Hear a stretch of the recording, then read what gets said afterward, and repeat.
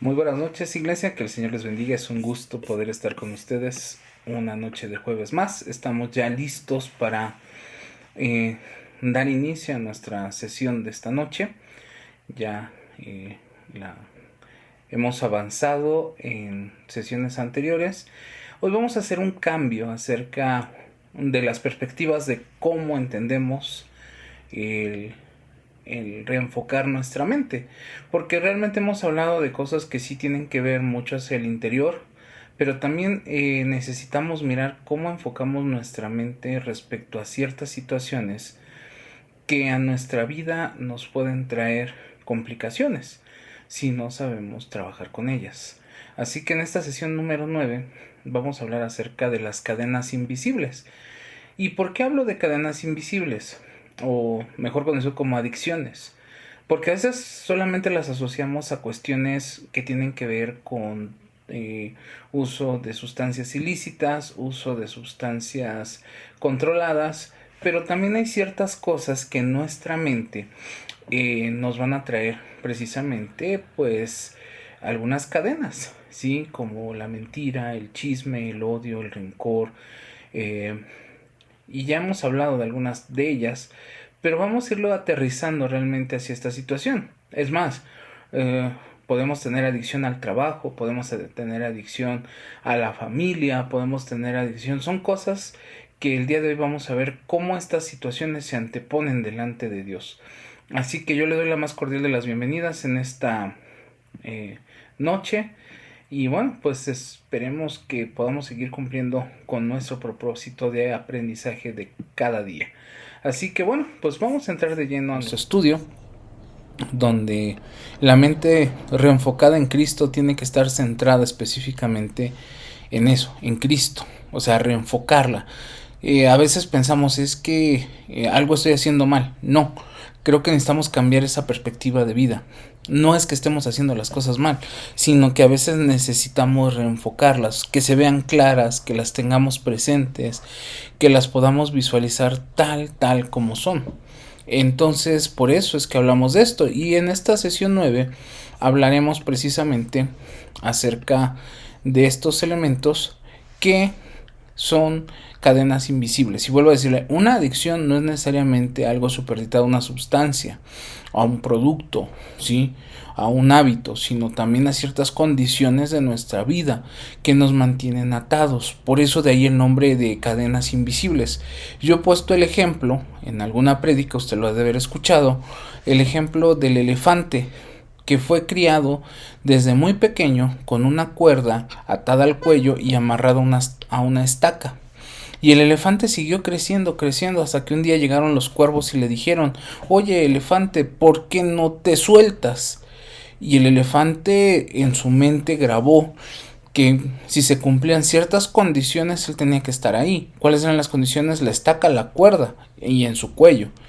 Entonces los cuervos le enseñaron a que él tenía la fuerza, él tenía el tamaño, él tenía todo para que ni una estaca ni una cuerda lo mantuvieran atado. Y muchas veces así somos nosotros, estamos atados a cadenas invisibles que no nos hemos dado cuenta que están en nuestra vida y que desafortunadamente nos mantienen atados. Entonces, ¿qué vamos a aprender hoy? ¿Cuáles son los 3 objetivos de esta noche? Número 1, reconocer los diferentes tipos de adicciones y cómo se llega a ser adicto. Yo sé que usar esta terminología para algunos van a decir: no, pastor, ¿cómo? Yo no soy adicto. Bueno, vamos a ver cómo se genera una adicción, cómo es que esto va sucediendo. Segundo, vamos a examinar nuestra propia vida para identificar posibles conductas o sustancias que puedan estar en peligro de volverse una adicción. Por eso que se los decía, no solamente las sustancias, sino también ciertas conductas, ¿sí? Y que en otras palabras nos están estorbando para servir a Dios con libertad. Y tercero, pues aprender a renunciar a aquello que constituye una amenaza para nuestra salud mental, para nuestra salud física, nuestra salud emocional y nuestra salud espiritual. Y con esto vuelvo a validar que el hombre está dividido en 3 partes: espíritu, alma y cuerpo, ¿sí? Porque a veces seguimos ahí pensando que somos espíritu, cuerpo. Pero bueno, vamos a entrar de lleno. Hay un pasaje en la Biblia, allá en el en la carta a los Corintios, de Pablo a los Corintios, donde nos habla específicamente de algunas situaciones en las cuales podemos nosotros caer en una adicción. Y si usted tiene ahí su Biblia, si no, aquí lo voy a proyectar. Hoy por esta ocasión no vamos a usar la NTV, vamos a usar la nueva versión internacional, la NBI, para los que la usan en sus dispositivos electrónicos. Corintios 6, del 9, y vamos a hacer una lectura más amplia, pero vamos a ir por partes. Para esta primera sección sería solamente del 9 al 10, y dice Pablo: ¿no saben que los injustos no heredarán el reino de Dios? No se dejen engañar. Ni los inmorales sexuales, ni los idólatras, ni los adúlteros, ni los sodomitas, ni los homosexuales. Verso 10. Ni los ladrones, ni los avaros, ni los borrachos, ni los calumniadores, ni los estafadores heredarán el reino de Dios. Este es un pasaje muy controversial. Hasta cierto punto también es muy duro. ¿Por qué? Porque digamos que Pablo está haciendo una segmentación de quiénes sí y quiénes no. Pero vamos a ver un poquito a detalle este pasaje, porque a veces nos dejamos ir con ciertos preconceptos o con ciertas lecturas muy someras, y realmente este pasaje requiere mucho análisis para poder hablar de este tema, precisamente de esas cadenas invisibles, porque van a decir: no, aquí está hablando Pablo de cuestiones visuales, de cuestiones morales, de cuestiones éticas. Sí, pero necesitamos mirar entonces cómo lo ve Pablo. Pablo nos dice que los verdaderos hijos de Dios no van a practicar hábitos que dañen su cuerpo. Realmente toda esta sección que se ha mencionado, voy aquí a retroceder, ¿sí? Pablo está hablando acerca precisamente de hábitos, de cosas que dañan. No está poniendo un estigma, porque ese es uno de los grandes problemas. Porque decimos, ay no, entonces si yo llego a practicar algo de eso estoy fuera. No, está hablando de que todas estas cuestiones que se mencionan, de los que no van a heredar el reino de Dios, radica precisamente por esta situación. Porque son personas que están practicando hábitos que dañan su cuerpo, y un hijo de Dios no debe de hacerlo. ¿Por qué? Porque los vicios y las adicciones pertenecen al área de los malos hábitos, ¿sí? Y entendamos que un vicio o una adicción, vuelvo a decirlo, no es necesariamente a una sustancia, sino a ciertos hábitos, a ciertas conductas, a ciertas prácticas que son nocivas. Y algunos de estos vicios pertenecen al área, en el área moderna. ¿Por qué?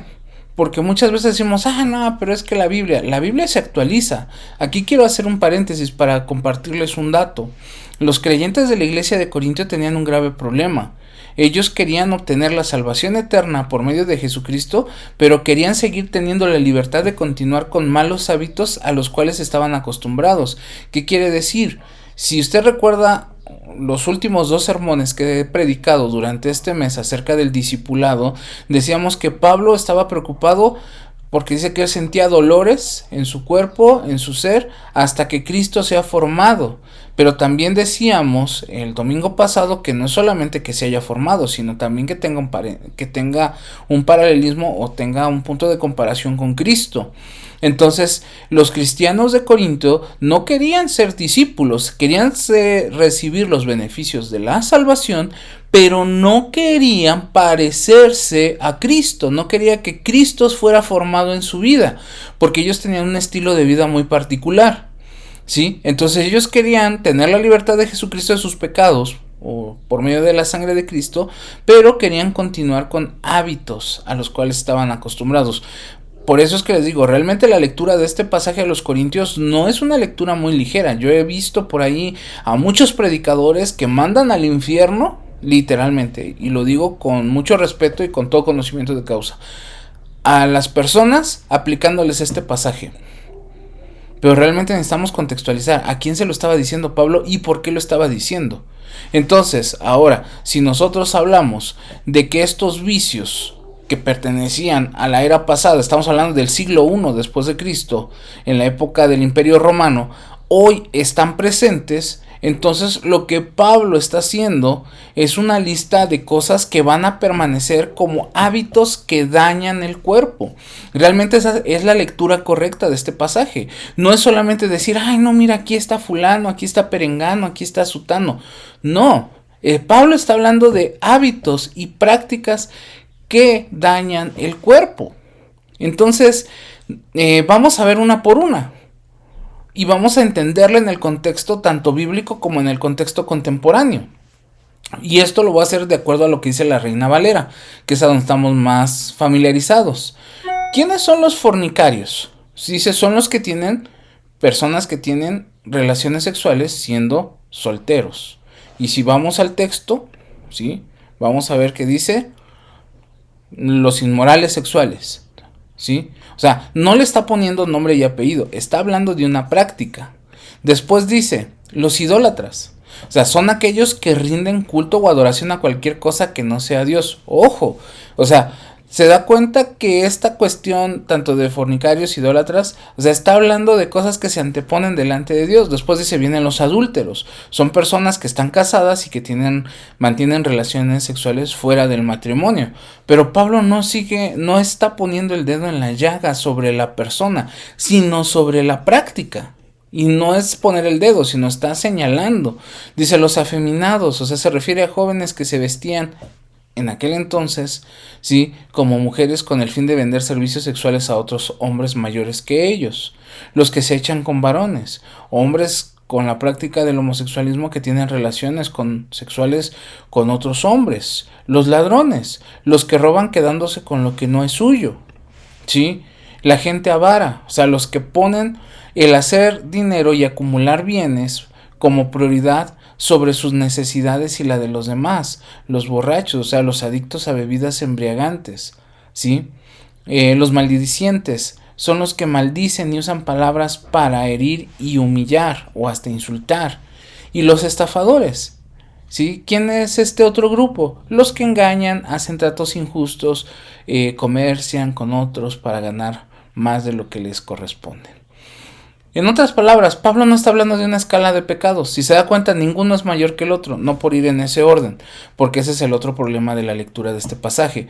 Pensamos que si regresamos a la lectura, entonces el primer pecado que menciona es mayor que el último, porque muchos dicen, y es que no es lo mismo ser un estafador que ser una persona inmoral sexual.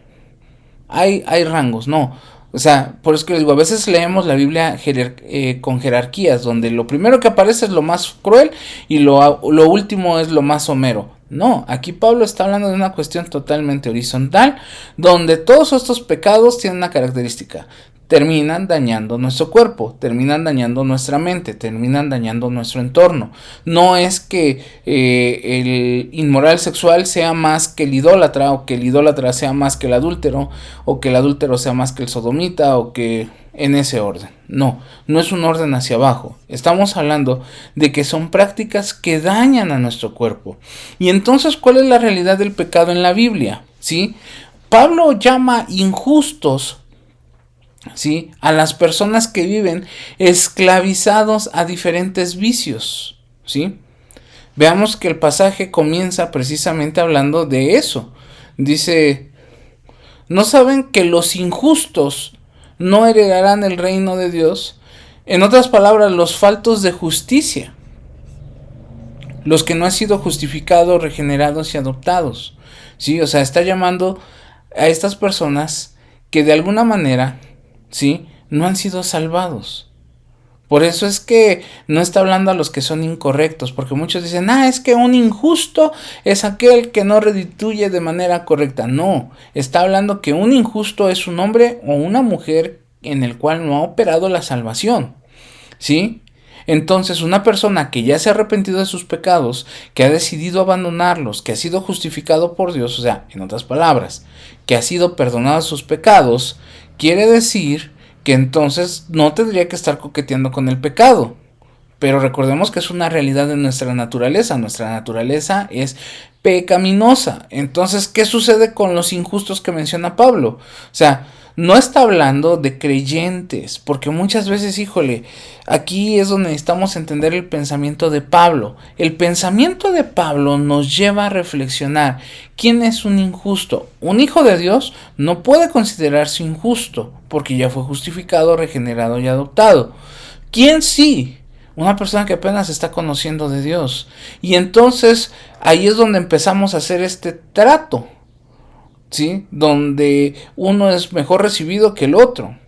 Pero entonces, cuando los creyentes de Corinto habían creído en Jesús, pero no habían abandonado las conductas viciosas que son pecado delante de Dios, entonces aquí caemos en algo. Una cosa es un simpatizante, ¿sí?, del cristianismo, o sea, alguien que no ha cambiado su vida, y un cristiano, o sea, un discípulo, un seguidor de Jesús, alguien que vive su vida lejos del pecado. No quiere decir que no esté propenso, todos estamos propensos, ¿sí?, hasta que seamos enteramente santificados, porque el pecado mora en nosotros, ¿sí? Pero hemos sido salvados, hemos sido librados de la culpabilidad, hemos sido perdonados. Pero aquí hay algo bien importante, y es ahí donde muchas veces nos preguntamos, ¿y yo qué soy delante de Dios? ¿Soy un simpatizante o soy un seguidor?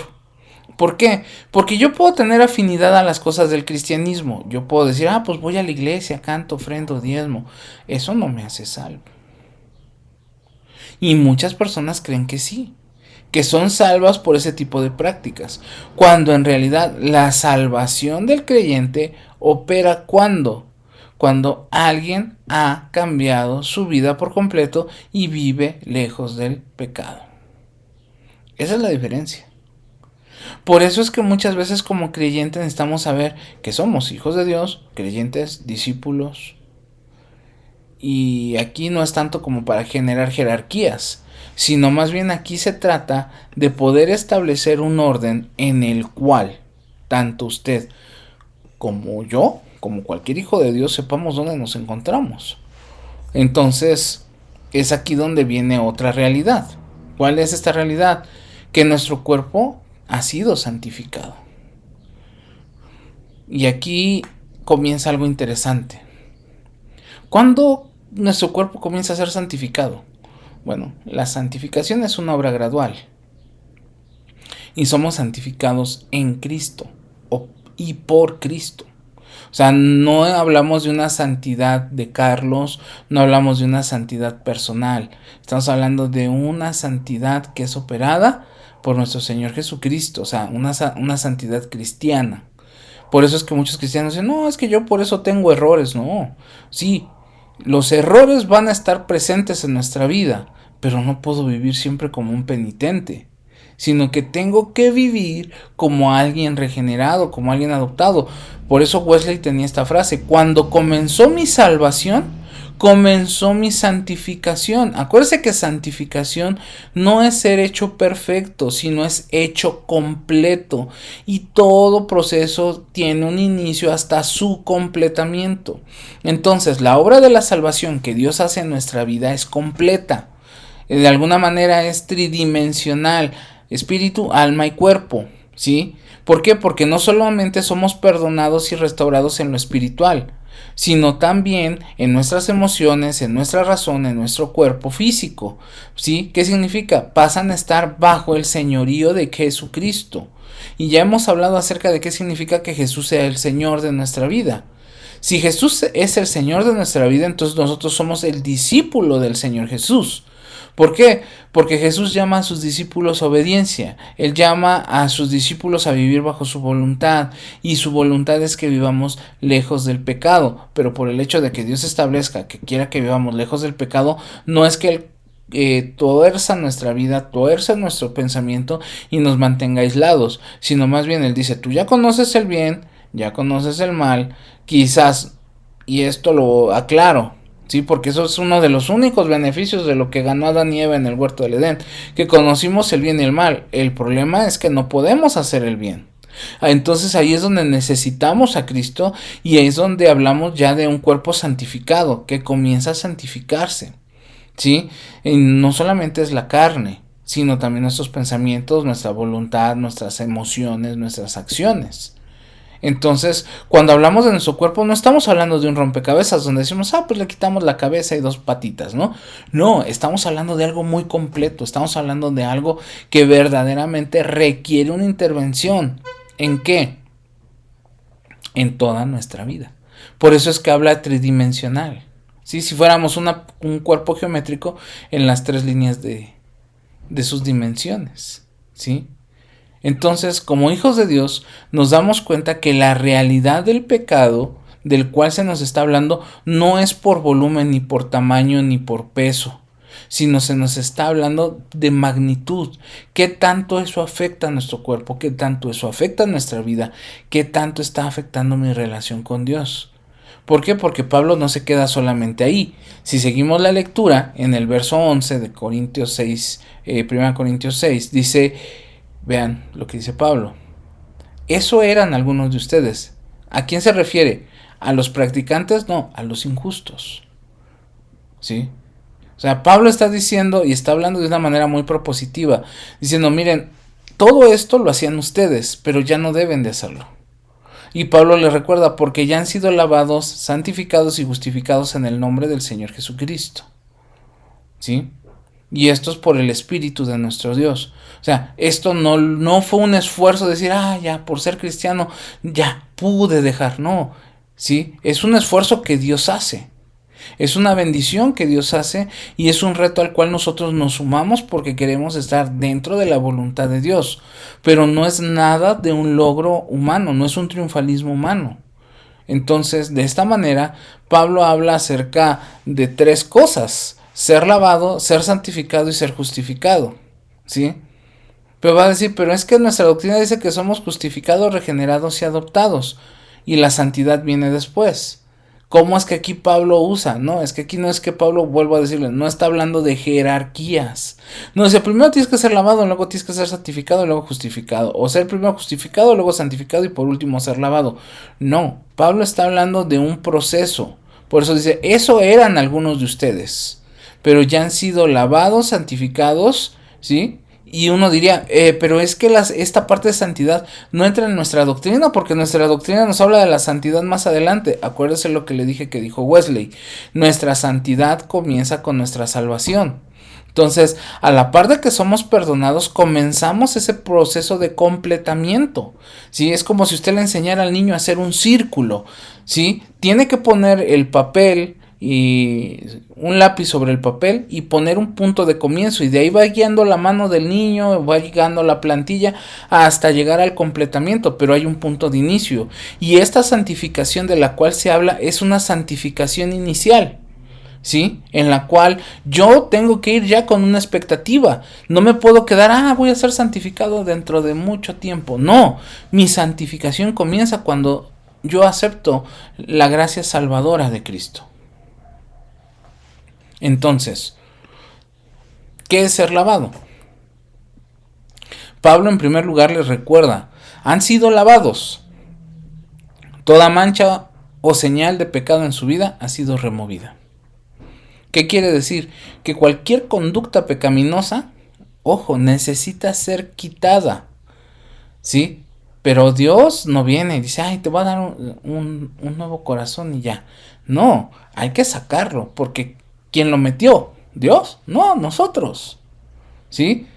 Pero ¿quién nos capacita? El poder de Dios. Esa es la diferencia. Eso es lo que Dios logra en nuestra vida.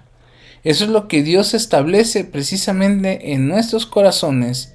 Eso es lo que Dios busca en cada uno de nosotros, ¿sí? O sea, el ser lavado no es producto de que usted sea un buen cristiano, no. Esto es poder de Dios. Ahora, vamos a hablar de esta santidad que Pablo habla. Es una santidad inicial, ¿sí? No hablemos de una obra magistral de santificación. Estamos hablando que dice, en segundo lugar fueron santificados, o sea, fueron apartados para Dios, separados para una vida santa, alejada de maldad, para servir a Dios con todo su ser. O sea, este es el minuto cero de nuestra salvación, si queremos darle un nombre, ¿sí? O sea, este momento cero es, tú fuiste apartado, tú fuiste separado, tú estás en esta línea. Entonces, como hijo de Dios, yo no puedo decir, hasta que Cristo esté terminado. No, por eso decía Pablo, para que Cristo sea formado en ustedes. Aquí es donde comenzamos a parecernos a Cristo. No mañana, no pasado mañana, sino desde el momento que dijimos sí. Por eso es que, un ejemplo, y esto lo digo cuando nos preparamos para el bautizo, ¿sí? En el bautizo participamos de la muerte y resurrección de Cristo. Entonces de ahí nos empezamos a parecer a Él. Interesante dato. ¿Por qué? Porque muchas veces decimos, bueno, ya fui bautizado, ya estoy en la iglesia, y pues que venga lo que tenga que venir. No es tenga lo que tenga que venir, más bien, tengo que hacer la voluntad de Cristo. Tengo que hacer su voluntad. Tengo que cumplir sus mandamientos. Tengo que parecerme a Él desde el primer momento. Y ahora sí, viene nuestra justificación, ¿sí? Una vez que ha iniciado nuestra salvación, que ha iniciado nuestra santificación, ese perfeccionamiento en Cristo, entonces es ahí cuando somos justificados, regenerados y adoptados, ¿sí? ¿Por qué? Porque vivimos en justicia.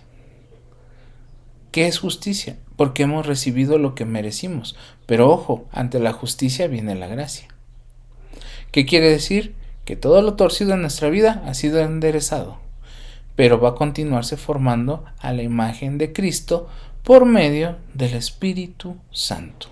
Eso es ser discípulo. Eso es lo que a mí me agrada precisamente de la mente reenfocada en Cristo. O sea, comenzamos como criaturas que teníamos problemas, pero ahora ya estamos en un punto crucial de crecimiento. Ya estamos en un punto de desarrollo. Ya no podemos quedarnos como chaparritos en la fe, sino tenemos que empezar a despuntar, a querer cosas grandes, ¿sí?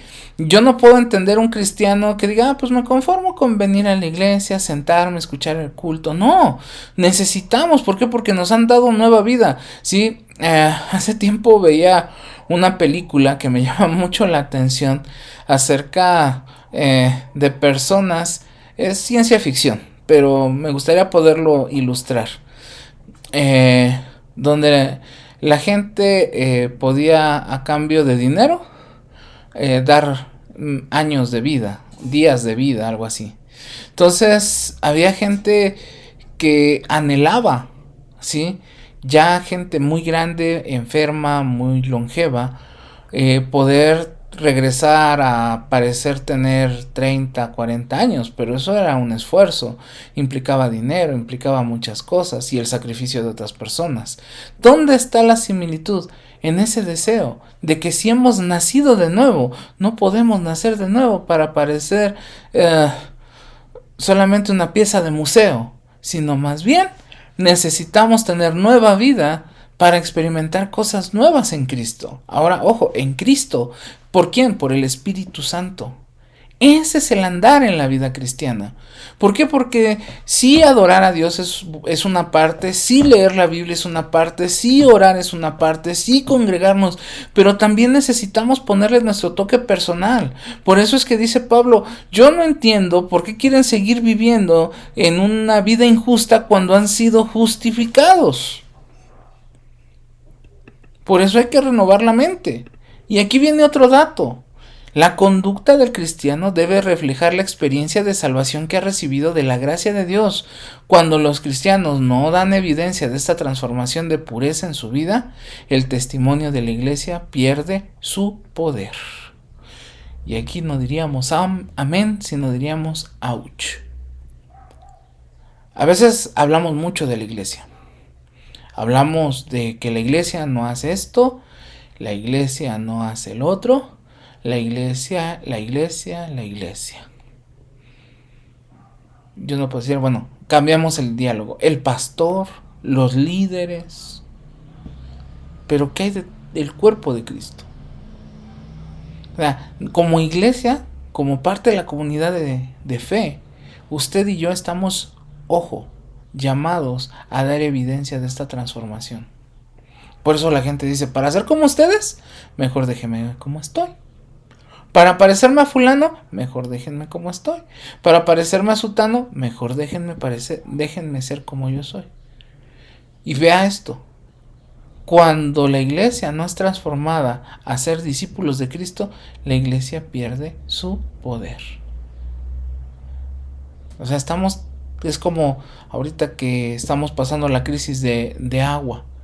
Haga de cuenta que la iglesia es una fuente que está desperdiciando el agua y se está yendo toda la cañería. Pero nadie puede venir a tomar de ella, nadie puede venir a llevarse unas cubetas a casa porque se está desperdiciando. ¿Sí? Yo no creo que en un tiempo de escasez de agua usted vaya al drenaje y diga, pues aquí hay agua y agarro de esta. Obviamente no. Va a buscar una fuente de agua limpia.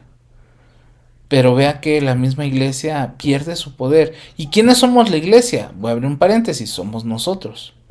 La iglesia no son las cuatro paredes.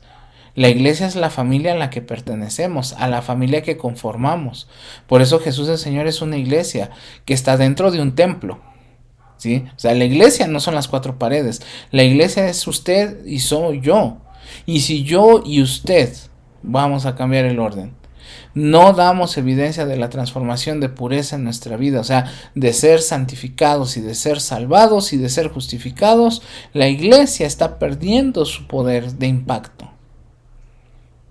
¿Sí? Por eso es más fácil echarle la culpa a los otros que asumir mi propia responsabilidad. Entonces, si nosotros como hijos de Dios tenemos una visión equivocada de la vida espiritual, entonces nos vamos a parecer a los cristianos de Corinto. ¿Por qué? Porque los cristianos de Corinto no entendían lo que era vivir como gente de Dios, o sea, vivir como justos, vivir como santos, el título que usted le quiera llamar, ¿sí? Ellos preferían vivir a su manera, vivir con su estilo propio de vida, pero su estilo propio de vida no se parecía a Cristo. No se parecía a una vida transformada, a una vida regenerada. ¿Sí? Si nosotros vemos en el Antiguo Testamento, cuando Dios llama a la familia de Abraham para que fuera su pueblo, o sea, el pueblo de Dios, la gente, ¿sí?, se dedicaba íntegramente a servir a Dios. ¿Qué pasó con Lot y su familia? Pues tuvieron que pasar por un proceso, ¿sí? De limpieza, de entender. ¿Por qué? Porque dejaron de hacer esto. Pero al menos vemos que esto el pueblo de Dios lo tenía claro, que era vivir como el pueblo de Dios. Y la gente buscaba, es cierto, tenían tendencias al pecado, eso es normal, porque muchas veces decimos, ay no, es que hay que ser santos y puros, sí, sí, lo tenemos que ser, pero no como un estilo de vida piadoso, sino más bien como un estilo de vida intencional. Ay, que vean que soy espiritual, voy a entrar cantando y voy a cantar muy fuerte o voy a leer muy bien. Eso sería una falacia. Que realmente mi canto, mi voz se escuche por gratitud a Dios. ¿Sí? Entonces, en el Nuevo Testamento, ahora es Cristo quien encarga esto a su pueblo. ¿Quién es su pueblo? La iglesia. Y además vean, a diferencia de los descendientes de Abraham hasta Cristo, es que ellos tenían que hacerlo solos. En el caso de nosotros, Dios nos da del Espíritu Santo para que santifique a la iglesia, para que la guíe al cumplimiento de su voluntad en este mundo. De hecho, cuando dice nuestro Señor Jesucristo en una de sus oraciones, santifícalos en tu verdad. Y uno puede decir, pero ¿cómo? Si estamos impedidos. Bueno, viene el Espíritu Santo. Por eso dice, en los postreros días derramaré de mi espíritu sobre toda carne. Y usted va a decir, bueno, pero ¿por qué no ha sido derramado en nuestra iglesia? Ahí es donde está lo difícil. Porque necesitamos ser un reflejo, no solo del poder y de la gloria de Dios, sino también de la transformación de Dios en nuestra vida. Y la lectura entonces de 1 Corintios 6 ahora nos lleva al verso 12, donde viene la excusa, dijeran por ahí, la licencia para pecar. Pero no, dice Pablo, todo me está permitido, pero no todo es para mi bien. Todo me está permitido, pero no dejaré que nada me domine. Aquí está la clave. Dice Pablo, no todo es para mi bien. ¿Sí? O sea, Pablo está evocando a una frase en el huerto del Edén. Puedes tomar de todo. ¿Se acuerda? O sea, como que Pablo dijo, vamos a vernos bíblicos. Puedes tomar de todo, pero ojo, hay una regla. De este árbol no. O sea, ¿se da cuenta? Todo me está permitido, pero ojo, hay una cosa que no es para mi bien. Y volvamos a ese contexto de Génesis capítulo 1. Todo me está permitido, pero ojo, no voy a dejar que nada me domine. Pablo está apelando al señorío, a ese enseñoreamiento que Dios le dio al hombre en algún momento y que decidimos dejar pasar porque le hicimos caso a la serpiente. Entonces nos dejamos dominar por la serpiente y nos dejamos dominar por muchas cosas. Y eso de no dejarnos dominar se traduce como vicio, como adicción. ¿Sí? ¿Me está permitido hablar mal de mi prójimo? Claro que sí te está permitido. Pero ojo, no, eso es para tu bien. Y ojo, eso te puede terminar dominando. ¿Puedo señalar a los pecadores? Claro que sí, puedes señalar a los pecadores. La pregunta es, ¿eso es para tu bien?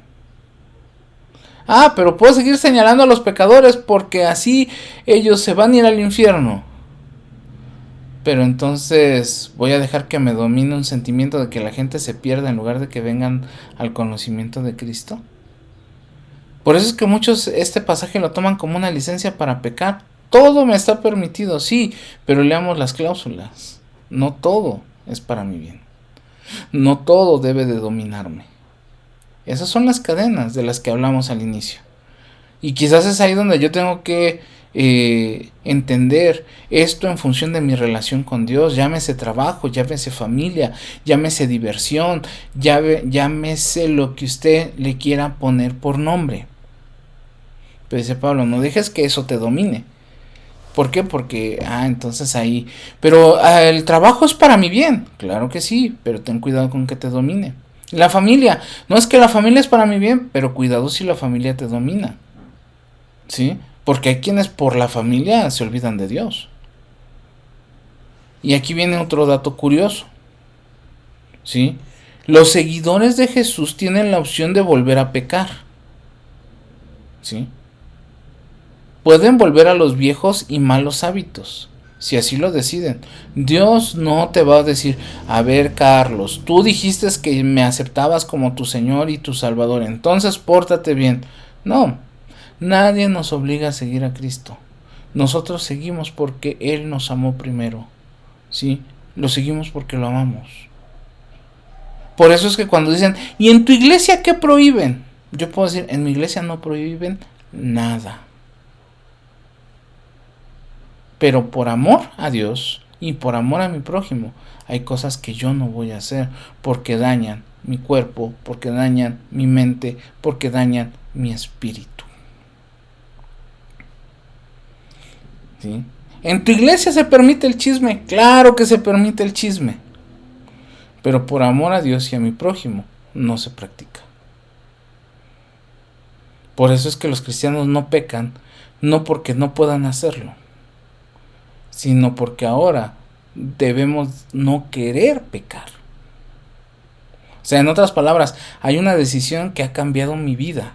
Y esa es la decisión de hacer que cada cosa que yo haga con mi vida tenga la aprobación de Dios, no la de los hombres. Porque a veces somos como los niños, ¿no? A ver, niños, vamos a hacer esto, y cada rato el niño, maestra, ¿y así está bien? Y va a la maestra, así vas bien. Maestra, así va bien. Y ya lo ve la maestra, no, así no está. Porque a veces así queremos. Queremos primero la aprobación de los hombres antes que la aprobación de Dios. Entonces eso no es amar a Dios. Eso no es ser un discípulo. ¿Por qué? Porque la decisión es hacer que cada cosa sea aprobada, ¿sí? Por Dios, antes de que cualquier persona. Pero hay creyentes que prefieren la aprobación humana. Ah, es que el hermano es espiritual. Ah, es que el hermano es bíblico. Ah, es que no. No. Yo tengo que tener la aprobación de Dios antes que la de los hombres, antes que cualquier otra cosa. Pero tampoco puedo fingir y decir, esto Dios dijo que lo tengo que hacer y Él lo aprueba. Porque tendríamos que pensar en que si la Biblia lo dice, también las escrituras lo dicen, si la tradición lo dice, si la experiencia lo dice y si es razonablemente correcto. Ya hemos hablado acerca de esto que se llama el cuadrángulo wesleyano. Entonces la manera de continuar en la vida espiritual es una decisión de cada momento. ¿Yo puedo dejar de ser cristiano? Claro, usted puede dejar de ser cristiano. Entonces, ¿qué es lo que no puede pasar? Que no va a entrar al cielo. ¿Sí? Por eso es que aquí viene esta parte. No podemos entrar y salir de la vida cristiana cuando querramos. Porque ese también es otra gran mentira. Porque hay quienes dicen, hoy peco, mañana me arrepiento. Hoy peco, mañana me arrepiento. Hoy peco, mañana me arrepiento. No, o sea, no podemos a obedecer a Dios en unas cosas y en otras no. O sea, yo no puedo decir, amo a Dios pero aborrezco a la iglesia. Amo a Dios pero aborrezco a mi prójimo. Amo a Dios pero no me gusta la adoración. Amo a Dios, o sea, vea que no es solamente estar entrando y saliendo de la iglesia, sino también son mis actitudes. Y de hecho esto lo podemos ver en el pacto de conducta cristiana y en el pacto de carácter cristiano de la iglesia del Nazareno, cuando dice alguien que dice estar de acuerdo con esto, pero no estar de acuerdo con esto otro, técnicamente no está de acuerdo, ¿sí? ¿Por qué? Porque no puedo amar al Dios de la Biblia, pero voy a aborrecer a la creación del Dios de la Biblia, que es mi prójimo. Por eso es que no se trata de unas sí y unas no, cuáles sí me gustan, cuáles no. ¿Por qué? Porque de seguir siendo cristianos a los ojos de Dios, tengo que hacerlo en toda mi manera de vivir. Y por eso es que algunas personas se incorporan al ser cristiano en su vida como si fuera una ocupación más de las que ya tienen. O sea, soy esposo, soy padre, soy hijo, soy nieto, y soy cristiano. No, soy un cristiano que hijo de Dios, que es padre, que es abuelo, que es amigo, que es hermano. Pero ojo, primero hijo de Dios. Porque muchos dicen, sí, ¿ya qué te dedicas? Pues soy abogado y soy cristiano. ¿Y por qué no decir soy un cristiano, hijo de Dios que ejerce la abogacía? Porque ya pesa. Porque así no puedo entrar y salir. Pero no se trata de en la iglesia me pongo la corona, la aureola, perdón, y termina el culto y me pongo los cuernos, ¿no? Entonces se trata de una convicción. ¿Por qué? Porque ¿qué es lo que le está tratando de decir Pablo a los corintios y a todos aquellos que están lidiando con esas cadenas que mantienen cautivas sus vidas? Bueno, aquí hay algo bien interesante.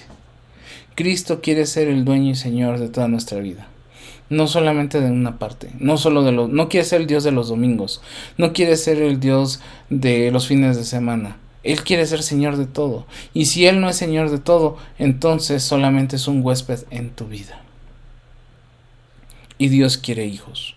No quiere nietos, no quiere sobrinos, no quiere visitas, quiere hijos. Hijos en los que habite en ellos el carácter de Cristo, la persona de Cristo, la imagen de Cristo. Entonces el reto principal que tenemos nosotros como hijos de Dios tendría que ser auténticos.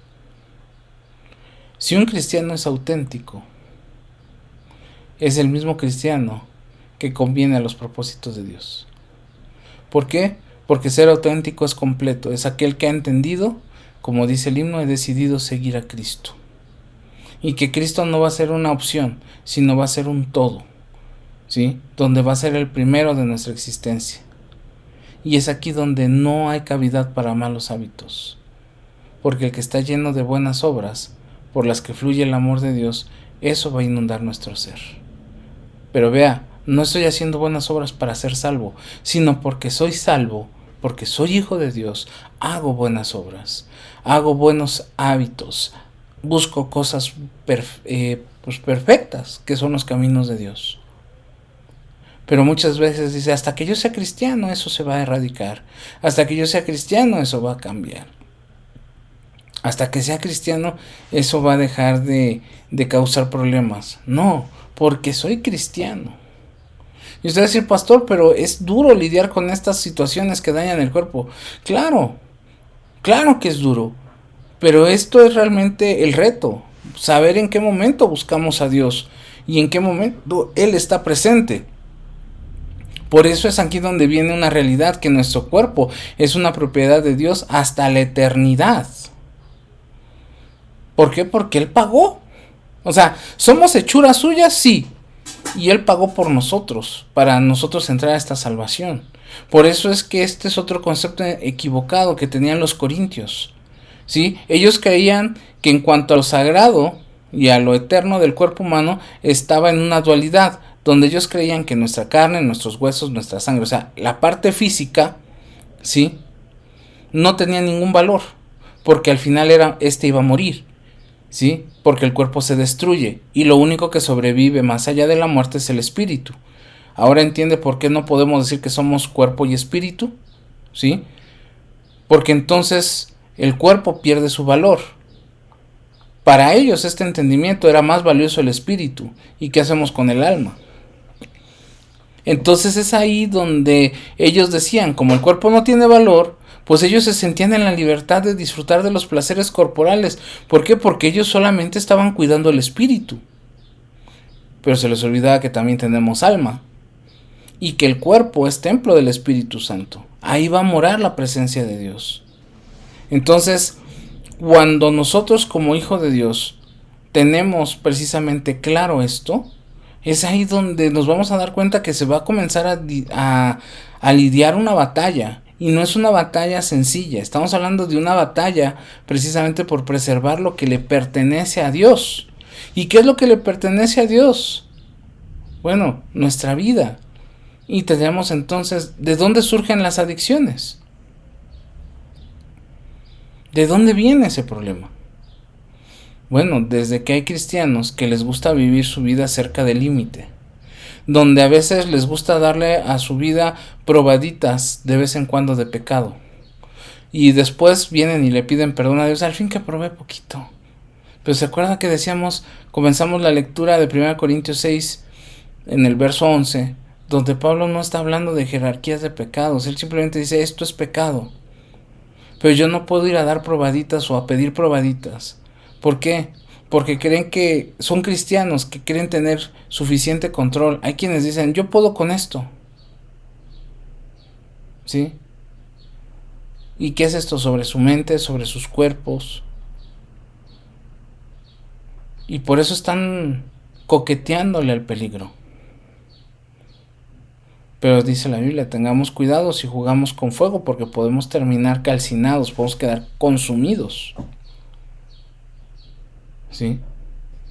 ¿Y a dónde surgen las adicciones? Cuando usamos esta frase: yo puedo dejar de hacer esto cuando quiera. Yo lo puedo dejar. Si no pudimos dejar la mala manera de vivir, no pudimos dejar el pecado, ¿quién nos garantiza que vamos a poder dejar estos malos hábitos? Y lo peor de todo, que dañan nuestra vida. Entonces, el origen de las adicciones radica aquí, en una cuestión meramente de la mente. Número 1, porque el adicto no sabe cómo vivir sin su adicción. El que es chismoso necesita contar un chisme. El que es peleonero necesita generar una trifulca.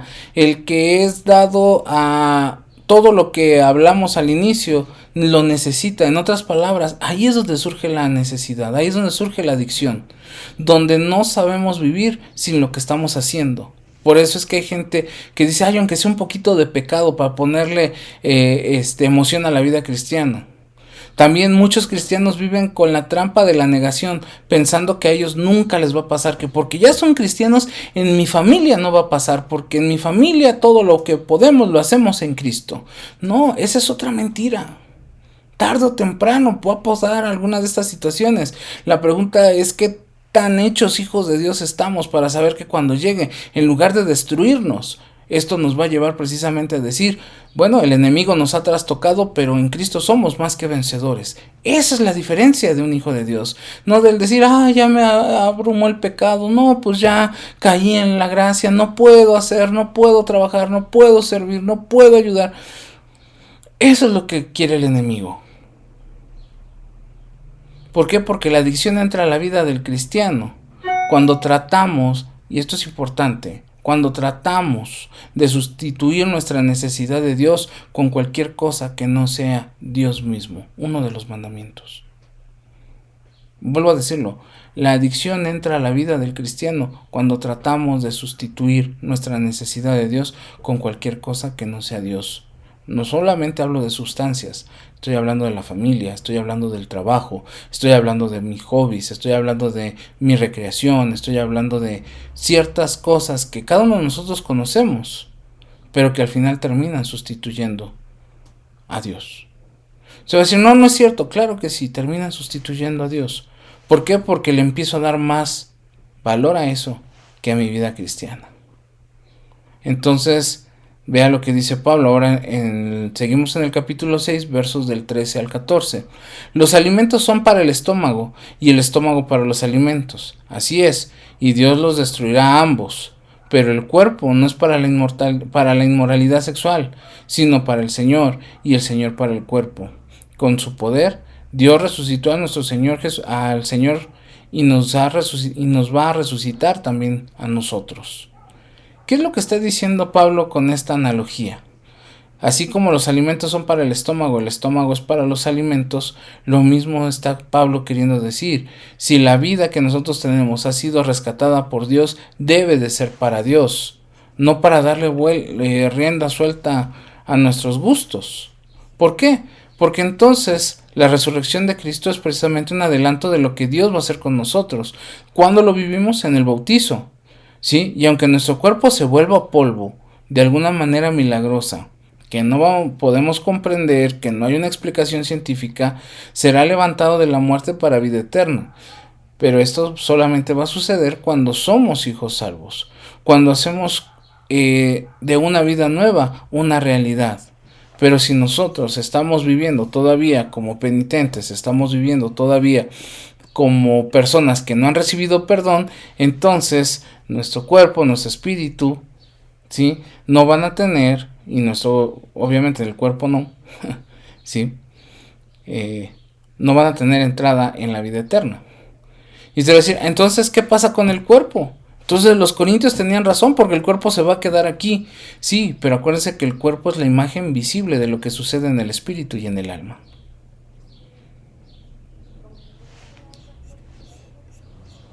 Entonces, de esta manera, en nuestro cuerpo se realiza una unión espiritual entre Cristo y nosotros. ¿Por qué? Porque Dios nos ha creado con la necesidad de estar unidos a Él, pero el pecado es el que se encarga de mantenernos separados. Por eso esta es la relación más importante de la vida del cristiano. Y la segunda relación más importante es la familia. Por eso es que nos hacemos llamar la familia de Dios. Entonces dice el verso, seguimos con 1 Corintios 6, ahora del 15 al 18, dice, ¿no saben que sus cuerpos son miembros de Cristo mismo? ¿Tomaré acaso los miembros de Cristo para unirlos a los de una prostituta? Jamás, dice Pablo. ¿No saben que el que se une a una prostituta se hace un solo cuerpo con ella? Pues la Escritura dice, los dos llegarán a ser uno solo. Pero el que se une al Señor se hace uno con Él y en espíritu.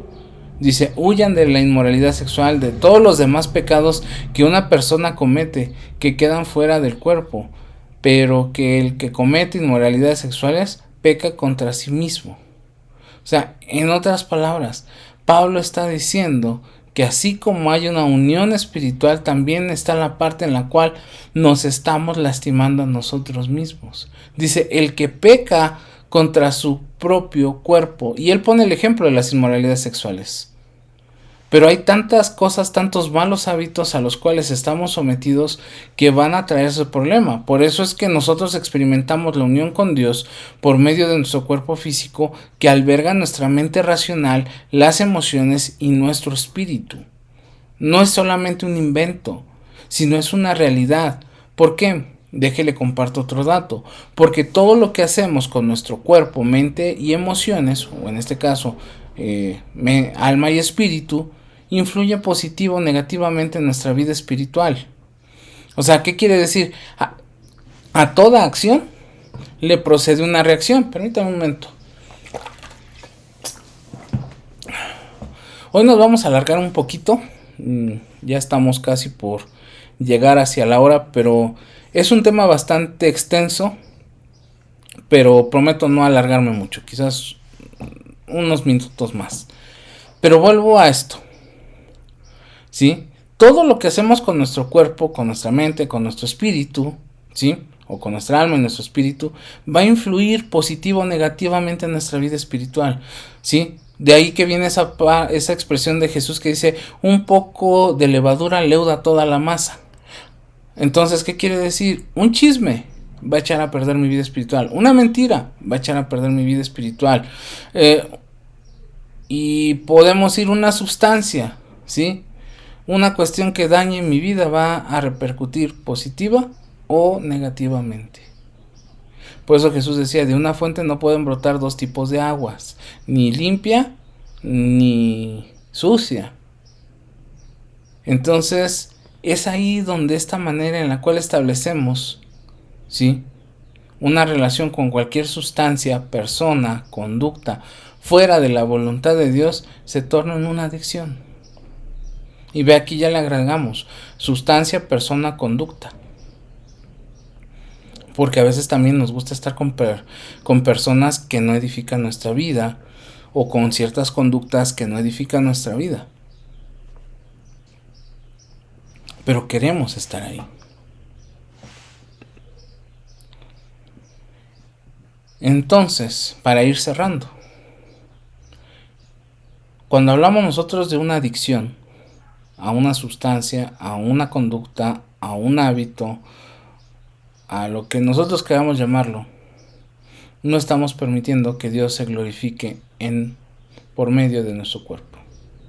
Por eso es que le decimos, nuestro cuerpo no solamente es templo del Espíritu Santo, sino también es un reflejo de la gloria de Dios. Entonces, para los cristianos, impedir que Dios tome el control de nuestro cuerpo es una lucha diaria. Comienza por la mente, el campo de batalla de nuestra mente, pero después se va a materializar en nuestro cuerpo. ¿Sí? Por eso es que ningún cristiano, por más tiempo que tenga en la fe, ¿sí? Por el liderazgo más alto o noble que tenga en la iglesia, está libre de la posibilidad de quedar atrapado o esclavizado por los apetitos del cuerpo. ¿Por qué? Porque al final de cuentas se vuelve una dopamina para nuestro cuerpo. Es algo que nos genera placer, es algo que nos genera tranquilidad, aunque también nos va a estar destruyendo. Esa es una realidad. Por eso es que recuerda lo que decíamos, todo lo que sucede en nuestro cuerpo, ¿sí?, va a afectar tarde que temprano. Entonces, tendríamos que preguntarnos, ¿qué pasa con los cristianos hoy en día? Y específicamente de este lado, los cristianos occidentales, donde tendemos mucho a mimar el cuerpo, lo consentimos. Un ejemplo, lo dejamos quedarse unos minutos más en la cama. En otras palabras, evitamos incomodidades. ¿Por qué? Porque decimos, no, pues eso, así se generan las adicciones. Cuando entramos en la zona de confort, que ya después hablaremos más de ello en algún otro tiempo de estudio. Pero vea, evitamos las incomodidades. ¿Sí? Decimos que no tenemos tiempo para colaborar con nuestro pastor, con los líderes, no tenemos tiempo para la iglesia, no tenemos tiempo para prepararnos, para capacitarnos, pero ojo, sí tenemos tiempo para relajar nuestro cuerpo frente a la televisión, con los amigos, en la fiesta, con la familia, disfrutando de la película, de un deporte, de esas cosas que tanto nos gustan. ¿Por qué? Porque vemos la vida cristiana como un sacrificio, ¿no? Es como darle latigazos. Ay, hoy no vas a ir a la fiesta porque te vas a ir a la iglesia y ya te volviste y vas delante de Dios. Mira, Dios, pude venir a la iglesia en lugar de estar en la fiesta. De nada nos sirve porque nuestro corazón, nuestra mente está en otro lugar y nuestro cuerpo físicamente está aquí. Pero vea eso. La adicción comienza por evitar las incomodidades. Un ejemplo. Leía un artículo hace unos días donde decíamos que hoy vivimos en la sociedad que le tiene miedo al dolor. Tenemos un medicamento para cada dolor. Te duele la cabeza, te duele la muela, te duele cualquier cosa, hay un medicamento. Y después resulta que ya no nos duele nada, pero el cuerpo nos pide el medicamento. ¿Por qué? Porque queremos evitar las incomodidades. A veces se nos olvida que Cristo aclaró mucho eso. ¿Se acuerda el reclamo de Cristo hacia el joven rico? No era que el joven rico no tuviera la disposición de servir, sino que le estorbaba Cristo quería, nuestro Señor Jesús le habló hacia sus comodidades. Dice, ¿estás dispuesto? Ve y vende lo que tienes. Pero él dice, ay no, ¿cómo? Si esto es la herencia de la abuela, Jesús sabía que le iba a estorbar, pero él dijo, prefiero quedarme. Quizás venda un poquito, pero Jesús quería que él vendiera todo. Entonces, hablar de todo esto que nos tiene encadenado a sustancias, a personas, a conductas, a hábitos, ¿cómo lo podemos aterrizar a decir que Primera de los Corintios capítulo 6, en los versos que hemos visto, nos conduce a la santidad? Pues déjeme decirlo, yo lo vería en 4 líneas. Número 1, si yo quiero evitar caer en una adicción, necesito entender que el cuerpo del cristiano es habitado por Dios mismo por medio de su Santo Espíritu. En otras palabras, que mi cuerpo es templo del Espíritu Santo. Entonces yo lo tengo que cuidar como una habitación digna, no de alguien que viene de visita, sino alguien que ya se quedó a vivir. Segundo, yo tengo que entender que he sido comprado por precio de sangre. O sea, mi vida tiene un valor. ¿Sí? Mi vida, mi cuerpo, cada parte de mi ser tiene un valor y Cristo pagó por él. Si yo no valoro la obra de Cristo en mi vida, entonces no estoy entendiendo que yo costé algo. Tercero, debemos esforzarnos por agradar a Dios. Así como nos esforzamos por agradar a los amigos, para agradar a la novia, para agradar a quien sea, lo mismo tenemos que hacerlo por Dios. Pero muchas veces nos quedamos, pues es que Dios es dueño de la oro y de la plata, ¿yo qué le tengo que dar? Yo tengo que esforzarme. ¿Y cómo me voy a esforzar? Con santidad. Y tercero, Pablo nos habla a renunciar al pecado y a buscar hacer lo que le agrada a Dios. ¿Por qué? Porque lo amamos. No porque es una prohibición. No es porque la iglesia me entregó un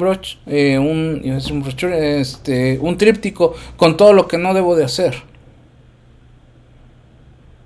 Sino más bien busco lo que tengo que hacer porque yo amo a Dios.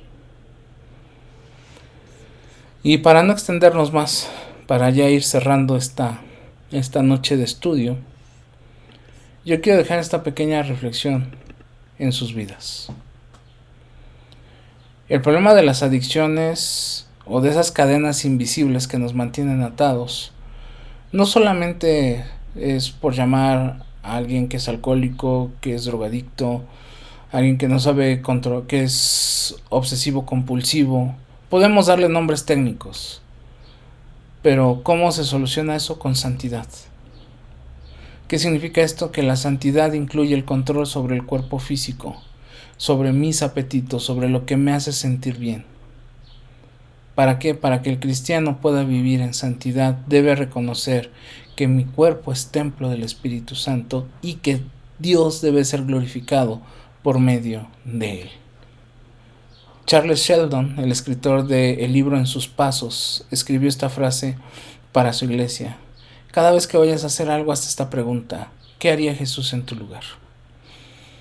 Y algunos dicen, es que es un radicalismo. No, pues realmente Jesús él está poniendo en práctica el testimonio de Jesús. ¿En qué radica ese testimonio? En que yo debo de reconocer que mi cuerpo es templo del Espíritu Santo, que esa dopamina que necesito de cosas extremas o de cosas que no edifican no es algo que glorifique a Dios, que ese elemento que tiene mi mente adormecida, que tiene mi cuerpo paralizado, que me tiene hasta cierto punto fuera de mi cabalidad, no está glorificando a Dios. Entonces, cuidado con lo que le damos a nuestro cuerpo, cuidado con lo que le damos a nuestra vida. Procure, como dice la palabra de Dios, ser lleno del Espíritu Santo, llenar su vida de las cosas de Dios, pero hacerlo precisamente desde una perspectiva cristocéntrica. Pues bueno, iglesia, de esta manera llegamos al final de esta sesión. Creo que es un tema bastante interesante y creo que pues es tiempo de reenfocar nuestra mirada en Cristo. De esta manera pues nosotros podemos entender y comprender cuál es el propósito y el designio de Dios para nuestra vida. Así que iglesia, nos vemos el domingo en la casa del Señor. Recuerde, haga planes. Desde las 10:30 tenemos nuestros grupos de discipulado. Creo que estamos aprendiendo bastantes cosas en cada una de nuestras sesiones. Así que le esperamos 10:30. Haga planes. Queremos adorar juntos con la familia de la fe. A las 12 en punto inicia nuestro servicio de adoración. Y bueno, haga planes. Queremos saludarle, queremos verle, queremos estrechar su mano y saber que todo está marchando bien. Así que tenga una excelente noche. La bendición de Dios sea con ustedes y síganse cuidando aquellos que están batallando con la salud.